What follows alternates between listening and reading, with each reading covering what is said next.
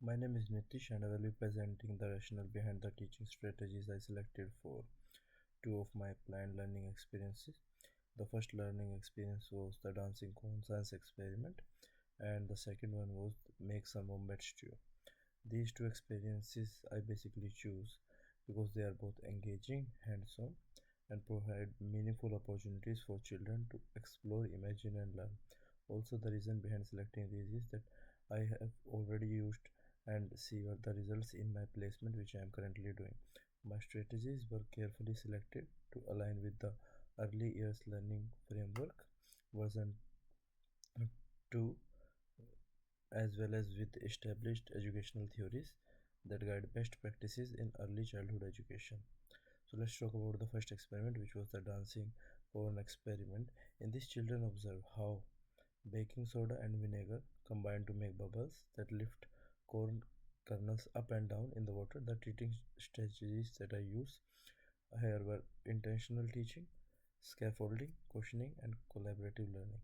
Intentional teaching was important because the experiment required me to introduce materials such as vinegar, the corn kernels, and also to guide children's thinking in a purposeful way because it is a science experiment. So there should be a purpose behind that. And also, like, I asked open questions such as what do you think what will happen, and children answered it like very graciously. Like some says they will pop up, they will go down, they will sink, they will float. And then I also ask like why do you think the cone is moving up and down, and then I help children to observe carefully and tell the meaning that the whatever vinegar we are putting in the experiment and what are the effects. These strategies directly support eval LF outcome 4, which emphasizes problem solving, inquiry, experimentation, and investigation. I also used scaffolding, which comes from Vygotsky's sociocultural theory, where learning occurs through interactions with others and with educator guidance. For example, when children used simple words like up or down, I introduced a richer vocabulary such as float or sink, bubbles and gas, so that their vocabulary can be improved. This extended their language development while I keeping the learning accessible. Another strategy which I tried to use in this experiment was encouraging collaboration and peer discussion. So I invite all the children to sit in a circle, and first before doing the experiment, I ask them like if I do add all these things, what are your predictions? Talk with your peers, and then I listen to their conversations and compare with the results, whichever happens. This aligns with EYLF outcome 2, where children learn about belonging to groups and working with others.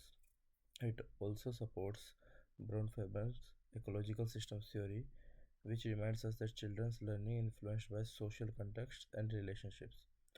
Finally, I considered inclusion in my teaching strategies for children with limited English or the children who didn't know the words. I used visual prompts such as pointing and showing simple cards with arrows or bubbles.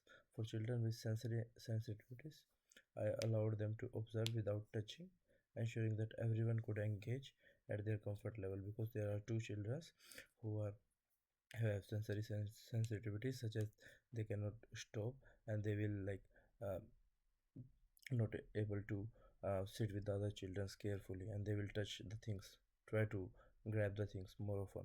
So to ensure that everyone could engage at their comfort level, this demonstrates that EYLF principle of high expectations and equity is also managed by me. Overall, the teaching strategies which I use in this experiment were chosen because of the curiosity of the children, because they were very curious about the water activities. So I choose this experiment so that they can engage more. Also to build scientific reasoning, such as they can learn more about the vinegar and baking soda and what are the corn effects on this one. And the second experiment which I choose was the making some wombat stew. There are many trees in our yard, outdoor playing area where children play. So they basically collect some sticks, leaves, rocks, and sand and all kinds of those materials more often.